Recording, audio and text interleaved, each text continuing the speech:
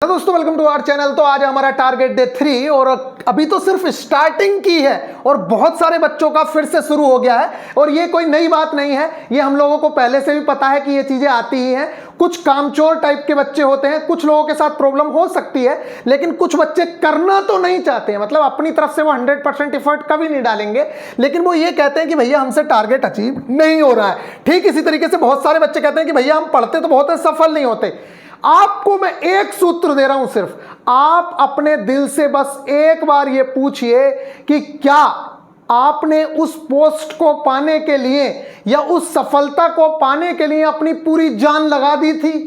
आपको कहीं ना कहीं अगर आप असफल हुए हो तो कहीं ना कहीं आपके अंदर से ही जवाब मिल जाएगा कि नहीं भाई, कुछ ना कुछ कमी रह गई थी, तूने वहां पे 10 दिन बर्बाद कर दिए थे, किसी चीज में लालच कर लिया था, आपने टेस्ट सीरीज नहीं ली थी, कोई बुक परचेज नहीं की थी। आपके दिल से वो अपने आप आवाज आ जाएगी, इसमें मेरे कहने की जरूरत नहीं है। और सेम हाल ये है कि अभी बच्चे कह रहे हैं कि भैया टारगेट अचीव नहीं हो रहे हैं। मैं आप लोगों से फिर से कह रहा हूं कि आप अपने दिल से पूछिए, क्या टारगेट को अचीव करने के लिए आपने अपना 100% दिया था? क्या आप अपने आप से रात को सोते हुए यह सवाल पूछ सकते हो कि हां, आज तुम जितना कर सकते थे वो तुमने किया, इससे ज्यादा तुम्हारी क्षमता नहीं थी? 100% में से 99% लोगों की बात कर रहा हूं मैं, उनका जवाब आएगा नो, यस नहीं आएगा। वो ये नहीं कह सकते कि हाँ यार मैं जितनी मेहनत कर सकता था आज मैंने उतनी मेहनत की। उनका जवाब आएगा नहीं, कि मैंने आज कुछ टाइम जरूर से जरूर बर्बाद किया, मैं जो अपना 100% दे सकता था या जो 100% मैं एग्जाम से पहले देता हूं एग्जाम के लिए, वो मैंने नहीं दिया। अगर आप अपने टेस्ट को एग्जाम की तरह नहीं लेते हो तो आप कहीं ना कहीं भूल कर रहे हो, ये आप समझ लीजिए। अगर आपका कोई टेस्ट भी हो रहा है देन आप ये समझिए कि आप एक रियल एग्जाम में बैठने जा रहे हो और पूरी की पूरी चीजें जो आपने आज तक पढ़ी हैं, जो आप सिलेबस को कवर कर रहे हो, पीछे के सिलेबस को दोहराने के बाद ही टेस्ट दो, तभी आप लोगों को उस चीज का बेनिफिट मिलेगा। अगर आप ये समझते हैं कि भैया मैं तो जाके ऐसे ही खाली खेल चल रहा है टेस्ट में और 50 नंबर के टेस्ट में से आप 20 नंबर 25 नंबर लेके आते हैं, तो वो जमाने गए जिस जमानों में आप जी रहे हो। आपको हर टेस्ट को ऐसे लेना होगा कि आपका एक रियल एग्जाम चल रहा है, ना उसमें आपको चीटिंग करनी है, किसी तरह की कोई भी कमी आपको नहीं छोड़नी है। आपको यह समझना है रियल एग्जाम वाली फील लेके अगर आप टेस्ट दोगे तो निश्चित तौर से ना सिर्फ टेस्ट में मजा आएगा बल्कि आप लोगों को पढ़ने में भी मजा आएगा, उसके मार्क्स का भी पता लगेगा कि हां रियल में आप कितने पानी में हो। नहीं तो आप लोगों को लगता है कि अरे अब देखो आपने मन से टेस्ट दिया नहीं, फिर आप कहते हो अरे मैंने तो दिया ही नहीं था अच्छे से। अरे तू अच्छे से देना, कौन से काम छूटा जा रहा है तेरा, कहां भाग रहा है तू? जब तेरे पास पूरा टाइम पढ़ने का है तो तू पढ़ने के बाद आधा घंटा टेस्ट नहीं दे सकता, 1 घंटा बैठ के टेस्ट नहीं दे सकता।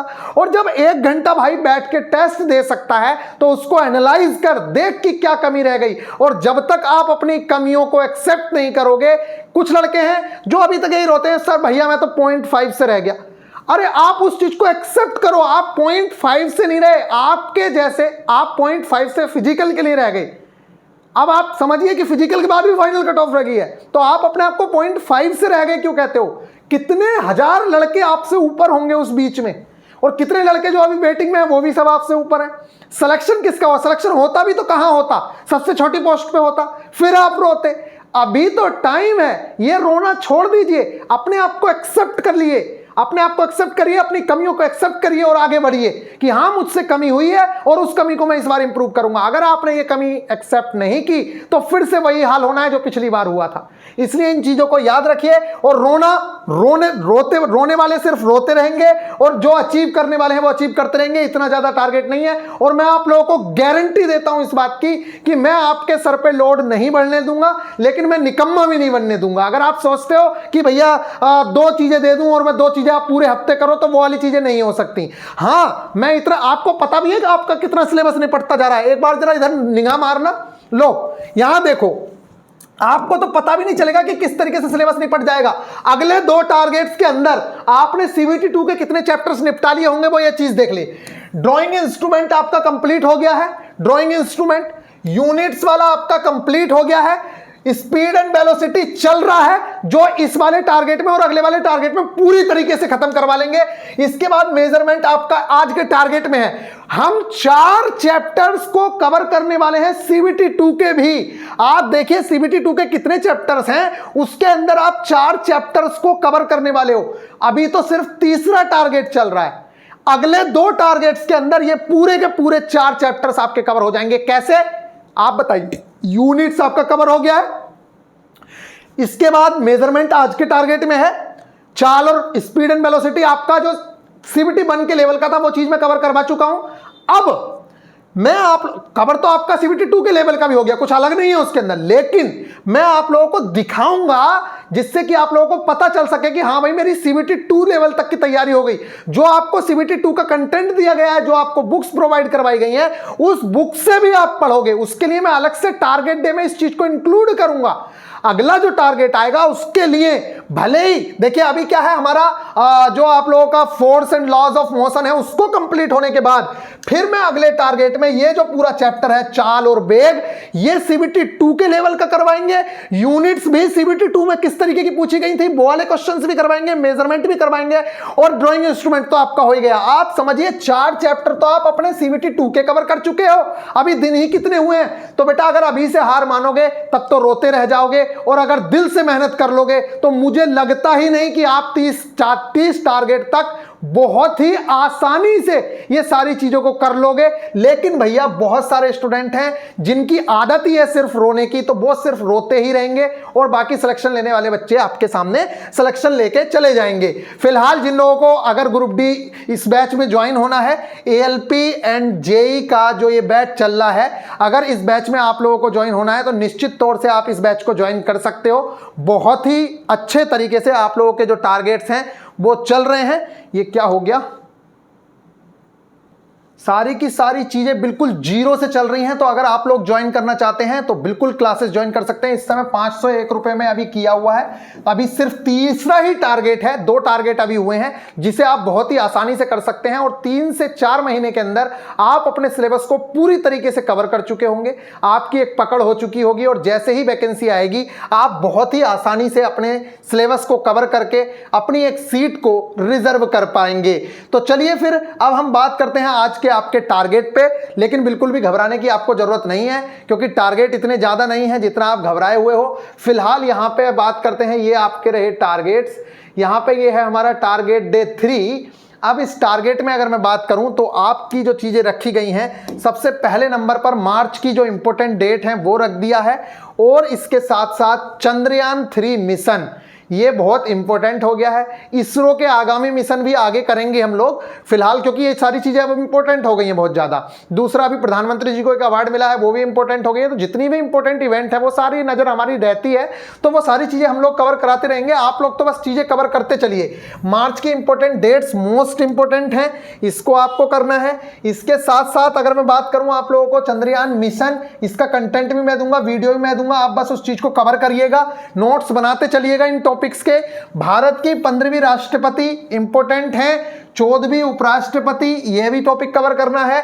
और एक बात हमेशा ध्यान रखिए, कभी भी इन्वायरमेंट से रिलेटेड, महिलाओं या बच्चों से रिलेटेड अगर कोई चीज होती है तो बहुत इंपॉर्टेंट होती है वो ये चीज। इसलिए जितनी भी इंटरनेशनल लेवल की महिलाएं हैं, पहले इंटरनेशनल करेंगे फिर नेशनल पे आएंगे। इंटरनेशनल लेवल पे जैसे मान लीजिए इटली की नई प्रेसिडेंट बनी हो या पीएम बनी हो, किसी हंगरी की कोई नई प्रेसिडेंट बनी है लेडीज पहली बार, तो ये बहुत ज्यादा इंपॉर्टेंट होती हैं। तो कोई भी काम अगर पहली बार हो रहा है तो वो मोस्ट इंपॉर्टेंट होता ही है। ठीक इसी तरीके से यहाँ पे जो चर्चित अंतर्राष्ट्रीय महिलाएं हैं, ये बहुत ज्यादा इंपॉर्टेंट टॉपिक होता है हमारे लिए, तो इस चीज को हम कवर करेंगे। इसके अलावा हमने पहले किया खिलाड़ी और उनके राज्य, मतलब प्लेयर्स एंड देयर स्टेट्स। अब हम बात करेंगे यहाँ पे कौन सा खिलाड़ी कौन सा खेल खेलता है, ये दोनों एक दूसरे से रिलेटेड हैं। एक तरफ आप स्टेट लिख ली थी, अब आपको लिखना है खेल, पहले क्रिकेट। और जो इंपॉर्टेंट चीजें हैं, ये नहीं है कि विराट कोहली, वो तो याद ही है। इंपॉर्टेंट प्लेयर जो याद नहीं रहते हैं, कई बार क्वेश्चंस पूछता है कि ये बार जैसे पूछेगा विश्वनाथन आनंद निम्नलिखित में से कौन सा खेल खेलते हैं, आपको पता होना चाहिए। कमेंट करके बता दीजिएगा अगर नहीं पता है तो, पता हो तो बता ही दीजिएगा जरूर से जरूर, और नहीं है तो सर्च करके बताइएगा। इसी तरीके से पूछते हैं हाल ही में चर्चित खिलाड़ी सौरभ चौधरी किस खेल से संबंधित हैं, नीचे ऑप्शंस दे देंगे। इस तरीके के क्वेश्चंस बहुत ज्यादा पूछे जाते हैं। स्पोर्ट्स रेलवे के लिए और टीसीएस के लिए मोस्ट इंपोर्टेंट है, इसलिए इस चीज को कवर करेंगे।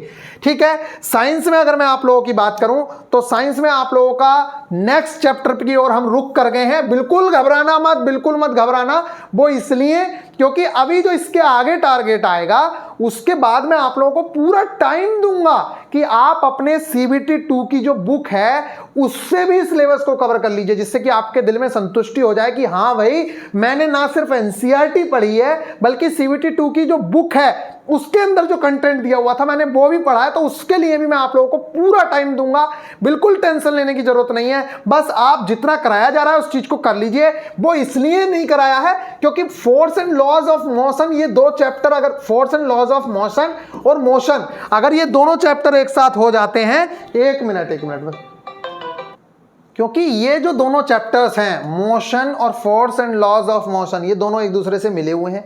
इन दोनों चैप्टर्स को एनसीईआरटी से जब हम लोग कवर कर लेंगे तब हम सीबीटी 2 का जो चैप्टर है, कौन सा वाला चैप्टर, स्पीड एंड वेलोसिटी वाला जो चैप्टर है, तब हम उस चैप्टर की ओर बढ़ेंगे। नहीं तो होगा क्या, वहां पे कुछ और मिल जाएगा, फिर अब आपको वहां पे कवर करने से क्या मिलेगा, आप कहोगे कि भैया जी यहां भी पढ़ना, वहां पे कुछ टॉपिक्स एक्स्ट्रा हैं। जैसे यहाँ पे सर्कुलर मोशन के बारे में इतना अच्छा से नहीं करना है, वहां पे सर्कुलर मोशन की बात होगी।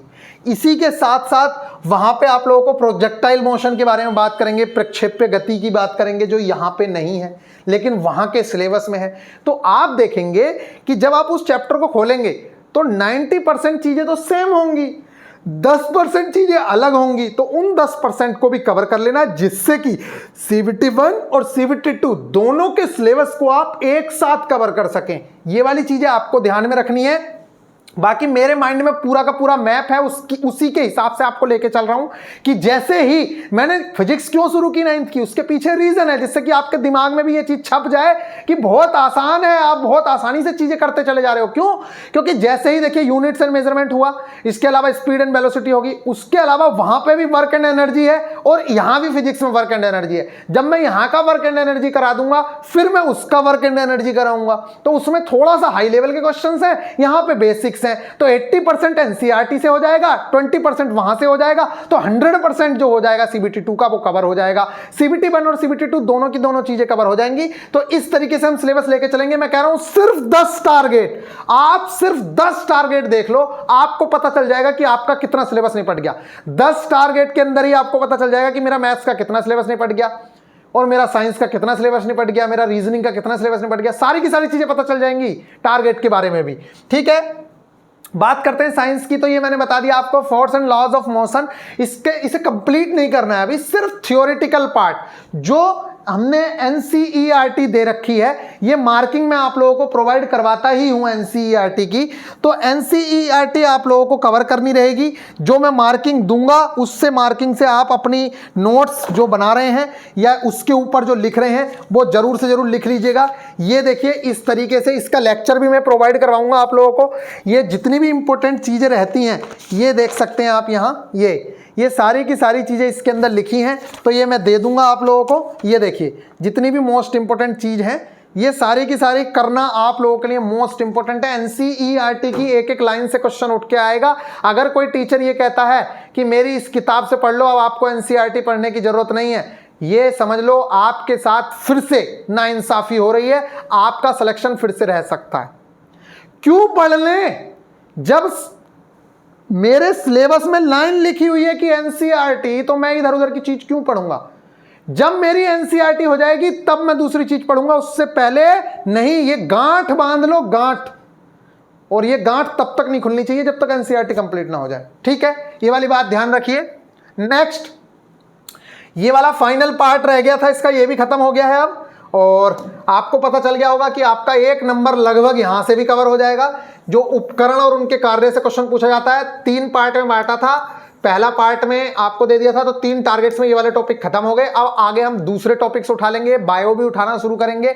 ये है प्रमुख आविष्कार। ये जो आप लोगों का पार्ट था, 2 पार्ट्स पहले हो चुके थे, ये फाइनल पार्ट है, उपकरण एवं कार्य प्लस प्रमुख आविष्कार। ये वाली चीज आप लोगों को कवर करनी रहेगी। इसके अलावा अगर मैं बात करूं मैथ्स में, तो नंबर सिस्टम के ऑल रिमेनिंग वीडियोस, जो अभी नंबर सिस्टम, देखिए नंबर सिस्टम जो चैप्टर है, आपको हो सकता है लग रहा होगा कि भैया बहुत ज़्यादा टाइम लग गया, लेकिन घबराने की ज़रूरत नहीं है। नंबर सिस्टम सच में बेस है, जड़ है। जब जड़, देखो फाउंडेशन बनाने में भले ही 20 दिन लगते हैं मकान की, चाहे 1 महीना लगता है, लेकिन फाउंडेशन अच्छे से बनाई जाती है। ठीक इसी तरीके से ये आपके मैथ्स की फाउंडेशन है। अगर आपको आगे, चाहे आप एवरेज चैप्टर कर रहे हो, चाहे कोई भी चैप्टर कर रहे हो, जब वहां पे कहेगा कि विषम संख्या, क्रमागत विषम संख्या, आपको पता ही नहीं क्रमागत विषम संख्या कौन सी लेनी है, तो कैसे क्वेश्चन करोगे? इसलिए ये बेस है, आपको पता होना चाहिए, कैलकुलेशन करनी आनी चाहिए, स्क्वायर आपको आना चाहिए, क्यूब आपको आना चाहिए। जो बेटा टारगेट में चीजें दी थी, अगर आप सही से करते चलोगे तो सारी चीजें आप लोगों की बड़ी आसान हो जाएंगी। नंबर सिस्टम में रिमेनिंग वीडियोज आपको करनी है, प्रीवियस ईयर देखना है, यूथ की बुक होगी, यूथ की बुक से कोई और बुक है, कोई और बुक से, लेकिन मैं प्रीफर करूंगा जो भी बुक है, उस किरण की बुक है, आप किरण की बुक से देखिए, लेकिन प्रीवियस ईयर देखिए कि मेरे 2018 में नंबर सिस्टम से किस टाइप के क्वेश्चंस आए हुए हैं। मैं ये नहीं कह रहा कि सारे क्वेश्चंस करने, थ्योरी कर ली हो गया, वो नोट्स बन गए आपके, मैंने आप लोगों को वीडियो भी दी है, मैंने दिखाए भी है नोट्स। उसके अलावा आप लोगों को सिर्फ ऊपर की निगाह मारनी है। अब जैसे मान लीजिए कहीं पे लिखा है कि इसका स्थानीय मान जाति, क्या करना है, थ्योरी लिख तो रखी है, पता तो है कॉन्सेप्ट, कुछ करने की जरूरत नहीं है, ऐसे ही बस देखते चले आना है कि क्वेश्चंस ये भी हो जाएगा, ये भी हो जाएगा, ये भी हो जाएगा, इस तरीके से घूमा जाता है। सॉल्यूशन जब आप कर रहे होते हो तो इस तरीके से घूमते हैं ऐसे कि अच्छा ये ठीक है, ये भी हो जाएगा, ये भी हो जाएगा, ये भी कर लेंगे, ठीक है, ये नहीं हो पाएगा, ये थोड़ा सा नया लग रहा है, इस क्वेश्चन को सॉल्व करके देखते हैं। इस तरीके से अगर करोगे तभी कवर होगा। अगर बेटा आप ये समझ रहे हो कि सारे के सारे क्वेश्चन नोट कर लूं, सारे के सारे क्वेश्चंस कर लूं, तो वो स्मार्ट मेथड नहीं है, उसमें आप लोगों को बाद में दिक्कतों का सामना करना पड़ सकता है। ये हो गया। नेक्स्ट है आप लोगों का जो मोस्ट इंपॉर्टेंट चीज है, नंबर सीरीज के प्रीवियस ईयर आप लोगों को कवर करने हैं। वो तो कवर हो ही गया आप लोगों का कोडिंग डिकोडिंग। नंबर सीरीज के आप लोगों को प्रीवियस ईयर देखने हैं कैसे आए हुए हैं। तो जो आपको 21 सीरीज कराई हैं, 80 से 90% क्वेश्चन तो उसी सीरीज पे बेस्ड होते हैं, कुछ थोड़े से डिफरेंट होते हैं। तो आप अपनी बुक से या किसी भी चीज से एक बार देख लीजिएगा कि नंबर सीरीज के क्वेश्चंस कैसे आए हुए हैं। यूथ की बुक हो तो यूथ से, किरण की बुक हो किरण से, जिससे मतलब हो उससे देख लीजिएगा कि मेरे एग्जाम में किन लॉजिक्स पे क्वेश्चंस आए हैं। अगर उन 17 लॉजिक के अलावा जो मैंने 21 सवाल दिए हैं, तो मैं और कोई लॉजिक दिखता है तो उस लॉजिक को नोट कर लें, क्योंकि एग्जाम में हो सकता है वो वाला लॉजिक आ जाए, क्योंकि टीसीएस ने पेपर बनाया है तो दोबारा दोहरा भी सकता है। तो कुछ लॉजिक नए मिलेंगे तो उन नए लॉजिक्स को लिखना। अगर पुराने लॉजिक्स हों, जैसे ट्री मेथड है, स्क्वायर है, प्राइम नंबर है, या प्लस माइनस गुणा करके जोड़ना है, घटाना है, वो सारे तो मैं बता ही चुका हूं। उसके अलावा जो डिफरेंट चीजें दिखे वो वाली चीजें करनी है। टेलीग्राम ग्रुप अपना जरूर से जरूर ज्वाइन कर लेना। बीआईपी गुरुजी ऑफिशियल एप्लीकेशन जैसे ही आप डाउनलोड करोगे, उसके अंदर आपको टेलीग्राम का एक लिंक मिलेगा, उसी के अंदर आप लोगों को सारी की सारी चीजें मिलती हैं। ये आप लोगों की बीआईपी गुरुजी ऑफिशियल एप्लीकेशन है। ये जैसे ही आप देखेंगे ये बीआईपी गुरुजी ऑफिशियल एप्लीकेशन, इस एप्लीकेशन में जैसे ही आप कोर्स पे क्लिक करेंगे, कोर्स पे, और फिर कोर्स के बाद आप जाएंगे यहाँ पे, जैसे ही ये कोर्स पे क्लिक करते हैं फिर आप ALP पे आइए, और जैसे अगर आपने परचेज किया हुआ है तो आपके में व्यू दिखेगा। अगर आपने परचेज नहीं किया है तो व्यू डेमो पे करेंगे, आप व्यू डेमो पे जाइए। ये सारे गाइडेंस सेशंस हैं जो आपको देखने हैं। इसके अलावा ये target days videos with PDF यहाँ पे डाल रहे हैं। इसके अलावा ये टेस्ट हैं जो आप लोगों के ऐड होते जाएंगे। अभी बहुत सारे टेस्ट इसके अंदर ऐड होने हैं, मैथ्स के, रीजनिंग के, GK के, फुल टेस्ट, बहुत सारे इतने टेस्ट होंगे कि आप देते देते थक जाओगे। इस टेस्ट के बगल में एक ऑप्शन आएगा, यहां आप देखोगे जिसने परचेज किया हुआ है उसका ऑप्शन आएगा टेलीग्राम का, तो उस टेलीग्राम को जरूर से जरूर ज्वाइन कर लेना। उसके अंदर आपको बहुत सारी चीजें मिल जाएंगी। नेक्स्ट मैं बात करता हूं तो मिसिंग नंबर का बेसिक्स भी आपको कवर करना है। मिसिंग नंबर का कुछ नहीं है, वही होता है, ये भी एक तरीके की नंबर सीरीज ही है, इसमें कुछ डिफरेंट नहीं है। आप लोग देखेंगे कि इस तरीके से कुछ दे रखा होगा, यहाँ पे एक नंबर लिखेगा, यहाँ पे लिखेगा, यहाँ पे लिखेगा, यहाँ पे पूछ लेगा आपसे कि क्या है। तो बहुत बड़ी बात नहीं है, इसके कॉन्सेप्ट है, एक पेज के अंदर आ जाते हैं। मैं आपको वीडियो भी दूंगा, उससे आप कवर कर लीजिएगा। नेक्स्ट मैं बात करता हूं बेसिक साइंस एंड इंजीनियरिंग। लेकिन टेलीग्राम ग्रुप अगर ज्वाइन नहीं करोगे तो आपको दिक्कत होगी। अपना टेलीग्राम ग्रुप जरूर से जरूर ज्वाइन कर लेना। आज से फ्री वाले टेलीग्राम ग्रुप में जो चीजें जा रही थी वो बहुत हद तक कम हो जाएंगी। मैक्सिमम चीजें आप लोगों का जो एप्लीकेशन वाला ग्रुप है उसी के अंदर जाएंगी। स्टार्टिंग में बच्चे कहते हैं दिखाने के लिए, तो वो दिखा दिया गया है।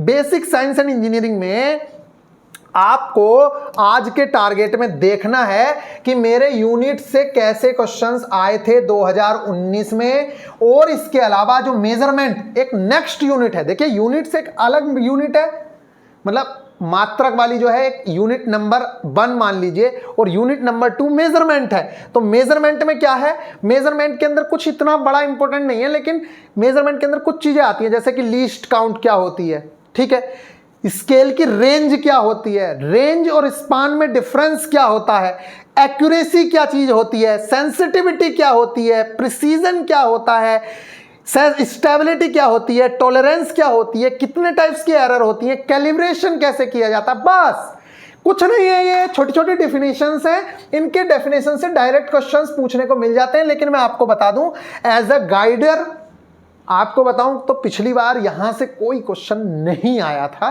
सिर्फ और सिर्फ यूनिट से ही क्वेश्चन देखने को मिले थे। इस मेजरमेंट वाली यूनिट से कुछ नहीं आया था, लेकिन ऐसा नहीं है कि पिछली बार नहीं आया था तो इस बार नहीं आएगा, हो सकता है आ जाए। और छोटी छोटी चीजें हैं जिसमें भी लीस्ट काउंट बहुत इंपॉर्टेंट होती है। रेंज तो आप लोगों को पता ही होगा क्या होती है, बता ही चुके थे, पहले भी समझाया है। तो बस इतनी चीजें आप लोगों को करनी है, ये मोस्ट इंपॉर्टेंट है।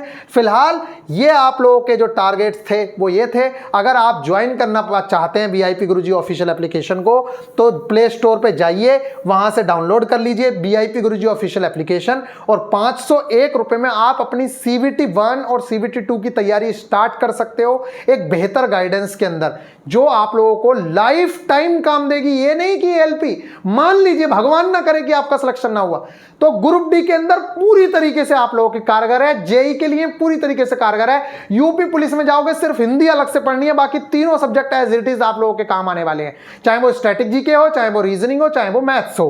तो फिलहाल मिलेंगे नेक्स्ट वीडियो में, ख्याल रखिएगा। और एक बात और ध्यान रखें, बार बार मैं आप लोगों से कहता रहता हूं, ये तो आप लोगों को पता ही होगा, सिलेक्शन डिटेल्स मेरे बारे में देख सकते हो आप यहाँ पे।